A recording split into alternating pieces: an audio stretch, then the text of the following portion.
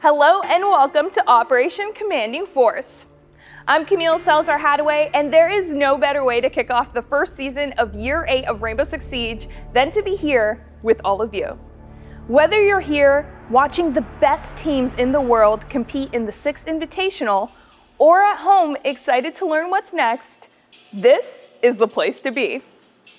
In Operation Commanding Force, all eyes are on Viper Strike, the squad led by Hibana, who will be welcoming a new operator this season.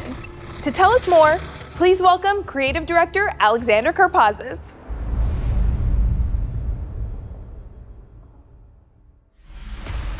Year 8, Season 1 Commanding Force starts off with us seeing Brava, our saboteur from Brazil. She'll be joining Viper Strike, led by Hibana, and is made up of the experts who have every tool at their disposal to get the job done. They're essentially the elite Swiss Army knives who can jump into any operation and execute at the highest possible level. This squad is also being joined by Red Hammer, which was introduced earlier, being led by Thermite. This is the squad of force and destruction, and with Viper Strike and Red Hammer joining the fold, we've introduced all of our squads that are making up Rainbow Six today. On top of this, we have a lot of exciting stuff to share. We've got balancing changes that reinforce the tacticality of our game and the gameplay that you can expect. We are constantly reinforcing the game with anti-cheat, and you'll see even more player protection coming down the line. And finally, newcomer rewards means newcomers jumping into Siege for the first time experience the vocabulary of the game and get rewarded for it, and veterans of the game as well will have rewards. All of this and more, our team's been working very hard, and they're excited to share with you everything that they've been working on today.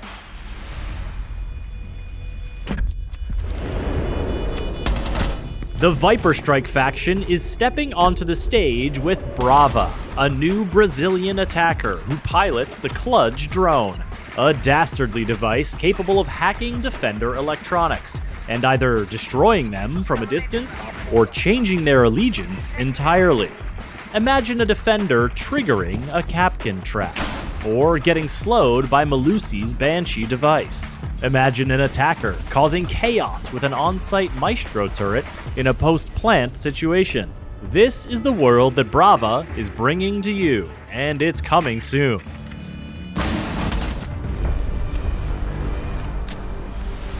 Defenders will need to be on the lookout this season as Brava and her gadget seek to give them a taste of their own medicine. We're gonna dive into the design of Brava with concept artist Sunshine Kim, then get the details of what makes Brava's drone unique from director of gameplay design Jeremy Carval and game designer Mathieu Lacombe.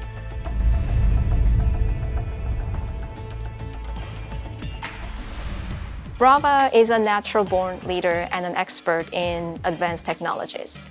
She really values her family, hometown, and her heritage. You can see that she always wears the capybara patch, which represents her hometown, around her strap, as if it's part of her. She's a strong leader with years of experiences, just like her cousin Capitao, but she's not an intimidating and strict leader, unlike her cousin Capitao. They're alike, but they're different in many ways. We wanted her outgoing and lively personality to be really reflected in her visual design. But instead of approaching usual traditional way with heavy gear setup and multiple layers, we simplified it.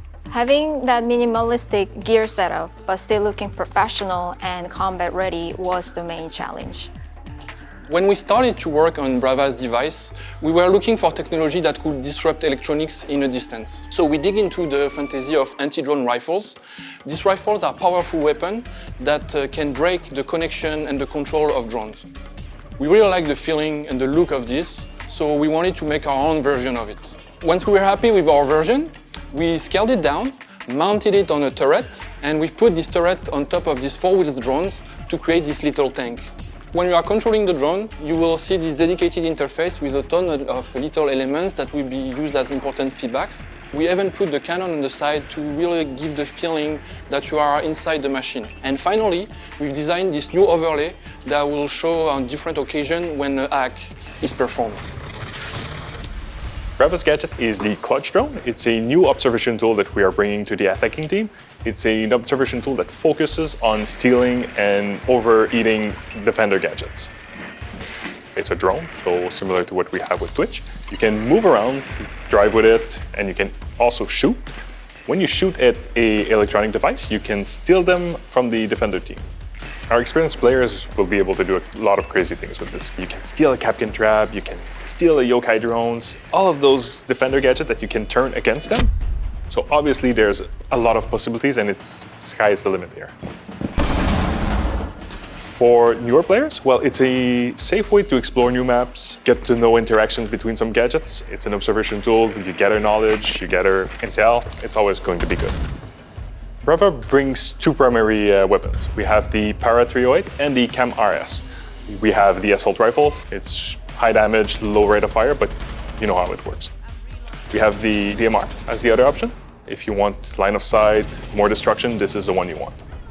For the secondary weapons, we have the Super Shorty and the USP-40. You know the deal here. We have a secondary shotgun for utility. We can create some rotation holes for drones. You can slip by the defenses with this. Or you have the USP-40, which is a reliable pistol. If you want to move fast, you want to catch up to your team, that's the one you want to use. For generic gadgets, we have the Claymores and the smoke grenades. The Claymore, obviously, you're going to spend a lot of time hunting down defender utilities, but we want to make sure that you're safe. So you will be able to use the Claymore for this one. Or we have the smoke grenade. The smoke grenade is the one that creates a lot of noise, that draws a lot of attention. This means that you can slip by a clutch drone and maybe steal something. Like, that's a window of opportunity for you. We have a 3-speed and 1 armor attacker here. It's mostly so you use the speed to catch up to your team. You're going to spend a lot of time on your clutch drones, and we want to make sure that you're always relevant during the round, so we gave you the best speed that we have. The first synergy that we can see is IQ. You have this ability to track all of the electronic devices, and it turns out that Brava can hunt and steal those. So you want IQ to scout ahead and Brava to execute on them. And one of the things that we really like is tag teams. And here we are proposing Brava and IQ. Attachers and the operator that have access to the generic EMP grenade can allow the clutch drone to move forward if there's a pest or a mute jammer in the doorway. And don't worry, if you disable a gadget and you try to convert it, it will still work. Some of our maps have these critical important walls to open. Ace and Termite might have issues because there's electricity or mute jammers on those walls. You can send the clutch drone to shoot those gadgets and remove them, but there's also creative ways of doing it. You can steal a Maestro, use the Maestro to deny those devices. That's the kind of things that you will learn about Brava, and that's why it's exciting. Stralis is a great way to counter Brava. Either you can spot Brava when she's droning, well, she's vulnerable, and you can spot the clutch drone coming in to steal your gadgets. Mozzie is an interesting counter here. We have a two-way relationship. You can steal the pest and do all of the crazy things that you can think of. But the pest can also steal the clutch drone, and then from there you can steal claymores, steal air jabs, retake some drones. There's a lot of possibility here. So it's really a counter and counter synergy. The clutch drone is an observation tool. It navigates on the floor. The way that we know to counter this is good old mute. You place jammers, you passively deny the entry to the bomb site. You just have to be careful and place them in ways that she can't shoot them. The clutch drone can steal the jammer, and then it's going to disable defender gadgets. Vigil's gadgets allows them to be cloaked to drones, so obviously the clutch drone will not be able to see Vigil, which means that he can jump on your drone and destroy it. I think our experienced players will be able to make Brava shine the most when they repick into this operator. When you notice that there's Capcan, Melusi, Aruni, Maestro, all of those defenders that brings high-valued gadgets, well, you want to steal them. That's when experienced player will make Brava shine.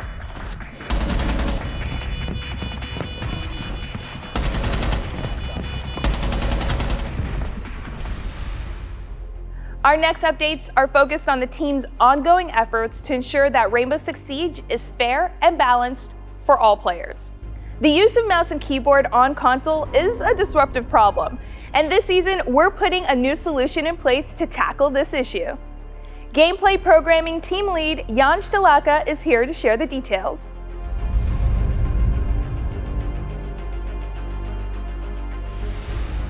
So on Siege we have a problem where a lot of players are using these little widgets called input spoofing devices, and they allow you to play with a keyboard and mouse on console. Now, along with toxicity and cheating, this is one of the biggest complaints that we get from our community. And we heard you, we agree. It feels really unfair to play against other players when you have such a disadvantage. So this is a problem that all console shooters have, especially the competitive ones. And there hasn't really been a reliable solution for this yet. In fact, the devices they're using are specifically designed to be undetectable. We wanted to build our own system that would sniff out mouse and keyboard players on console so that we could build a better picture of exactly who is using these devices. And we called that system Mousetrap. We have been really quiet about it, but actually it's been running in the background in shadow mode for several seasons. We've been gathering data and analyzing the results, and now we have a much better picture. We know exactly which players were spoofing, when they were spoofing. We also know that at the highest ranks, spoofers become much more common, where they have the biggest advantage and the most to gain. It would have been really easy for us just to ban all those players, but we want to try something a little different. So what we're going to do is we're going to try and remove the advantage that they get from using one of these input spoofing devices. Starting in Season 8, Year 1.2, when we detect you spoofing, we're going to start adding extra latency to your inputs. It's going to start out really unnoticeable, but it's going to ramp up over several matches, and it will definitely be noticeable. Controller players will find that their disadvantage against mouse and keyboard players will be much reduced. To remove the penalty, simply unplug your spoofing adapter and continue playing on controller. After a few matches, the latency will be reduced and you'll be back to normal. We've worked really closely with our accessibility group here at Ubisoft to make sure that we take the needs of disabled players into account. We have designed the feature so that disabled players who use adaptive technology to access the game should not be affected by this penalty. However, if you're a disabled player and you feel like you've been unfairly penalized, there will be a QR code in the game that you can use to contact us. We will then investigate, and maybe we can use your feedback to improve our system. So additionally, we will be updating our code of conduct for all players to say that using external devices to gain an advantage is not permitted. I want to mention that this is an experimental solution. Nobody in the industry has solved this problem yet. We are trying something new, but it's not the final iteration. We intend to keep monitoring the data, to update our detection system, and to continue to tune the penalties. It's an evolving situation. We are committed to continuing to work on it to improve the fairness of Siege. Mousetrap will be coming Year 8, Season 1.2. In the same vein, Operation Commanding Force is continuing to bolster our anti-toxicity measures. To tell us more, here's Player Protection and Game Security Director Emmanuel Larive.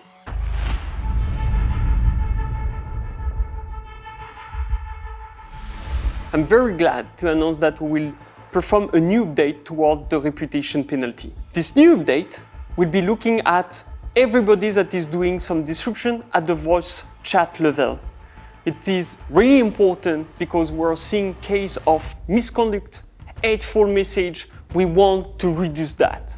Players being detected by this new system will be muted by default to others.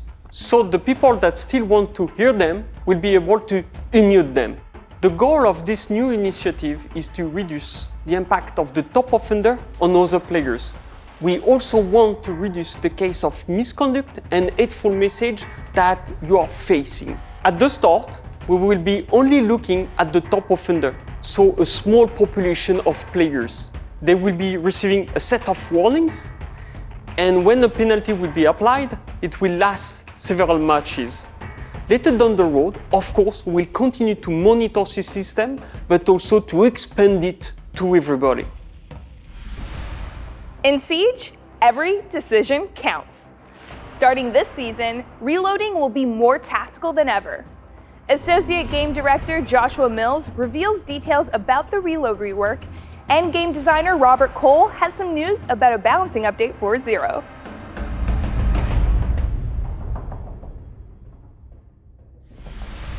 The issue with the current reload system in Siege is that it doesn't reflect the reality that most players are perceiving, which is if someone's reloading, they are non-lethal, and I have opportunity to push that fight. In the live build of Siege right now, if you initiate a reload action, you can cancel it at any time. What that means is the magazine has been removed from the weapon, and somebody starts pushing you, and you cancel that animation, and the magazine pops back in the weapon, and as long as it had ammunition, your weapon is again lethal. With Operation Commanding Force, you will no longer get the benefits of reload canceling. And what I mean by that is once the magazine has cleared the weapon, it will not magically pop back in the weapon if you cancel that animation. In fact, it'll drop and then you'll have no magazine in your weapon.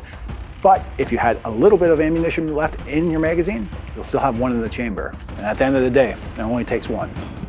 Ultimately, the objective here is consistency with the tactics and strategy of Siege, which means if you perform an action in Siege, it has consequences and is purposeful.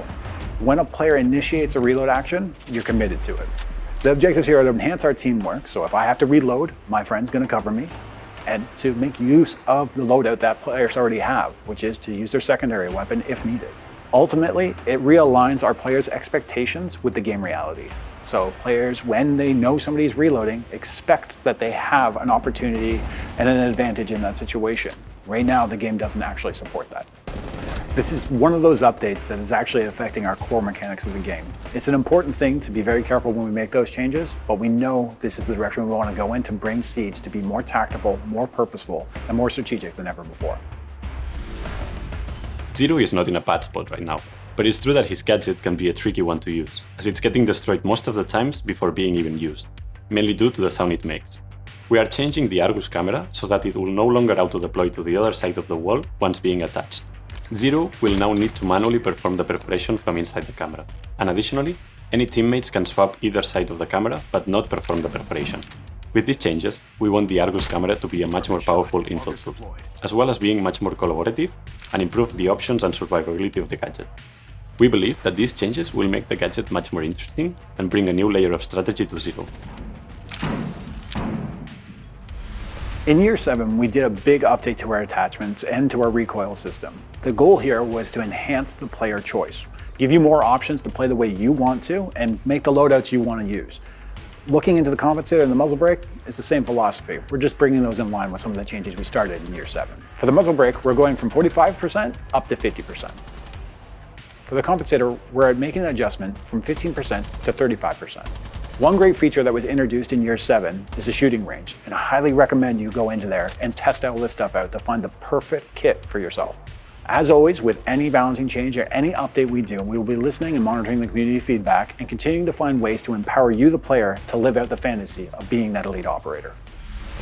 You're going to notice some cool changes around the play section of the menu when Operation Commanding Force is in full force. And senior UX designer Cecilia Pasquale is here to give you a sneak peek.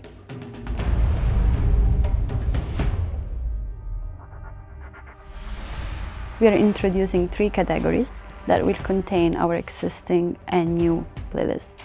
The categories are competitive, quick play, and training. We are going to also introduce a dynamic button for each of those categories, and it's going to be right below the tile, and it's going to allow our players to directly access their last played playlists inside that category. For those playlists, for example, as Quick Match, that have different game modes to select to matchmake with, we're going to add a settings button right below the tile that allows our players to select the game modes directly from there instead of having to go through the global settings button. For the future, we aim to further improve the menu navigation, but also we can't wait to hear your feedback about our latest improvements. This feature is directed to our PC players, and it's an access point in the homepage of the game that notifies when a test server is available.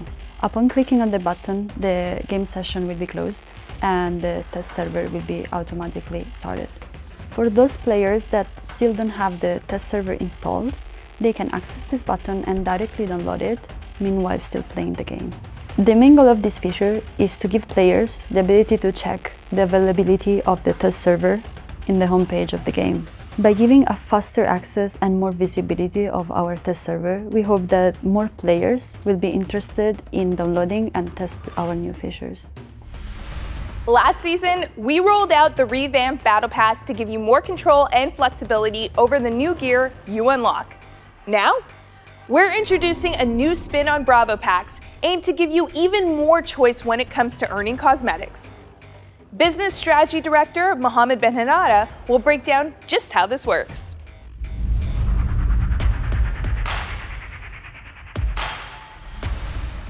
So last year we introduced the Bravo Packs. This feature was actually really liked by our community. What we want to do this year is actually give you even more choice as to which reward you unlock from the Bravo Packs. So for the players that finish the 100 tiers of the Battle Pass, we're giving you what we call the Bravo Pack tickets. This will actually give you the opportunity to browse all of the rewards from the Bravo Packs and choose the one that you want to unlock. We launched the new Battle Pass last season. We've had a lot of feedback from the community around the UI and the UX of the feature. So looking forward into the next seasons, we're going to be focusing on improving this experience on the UX and UI side. So stay tuned for this. The best moments in Siege are when a plan comes together. But for this to happen, everyone on the team needs to be on the same page, which could be tough to do when you're first starting out. Don't worry, we got you. Our new beginner challenges will make it easier than ever to understand the strategies of Siege, and will even earn you some nice rewards too. Associate Game Director Christopher Budgeon is here to explain it all.